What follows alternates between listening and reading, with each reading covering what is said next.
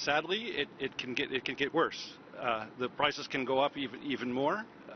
I'm hoping, as so many other people are hoping, including in my own country, that the war ends quickly. I think it was a bad idea to begin with, and it's causing great havoc, right? Both not just in the region, but also in other places through rising costs. That India's GDP falls when oil prices rise, and so I hope that it resolves quickly. India imports about 80% of its oil, and a large amount of it comes from that area. Besides that, 9 million Indians live in the area.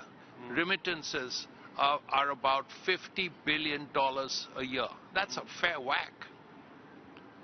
Absolutely. And unfortunately, in the very short term, I think India's options are limited. India didn't start the war; it was a bystander, but now is feeling the collateral damage of the war.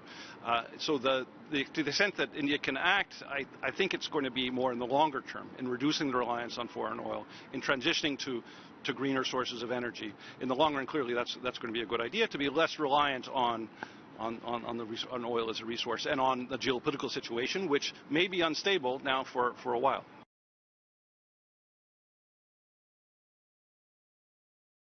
Fuels are going to be very scarce, so finding imports would require a heavy lift on the budgets of a lot of countries, right? So those kinds of macroeconomic impacts could be quite severe, and in this case it could be severe for both countries that are importers of oil and also those that are exporters. In the event that oil prices rise beyond way more than $100, we're already at around $100 right now, and analysts are of the view that if the conflict is prolonged and the Strait of Hormuz remains closed, we could get to $150, $200 per barrel of oil. That could have significant implications for a lot of countries.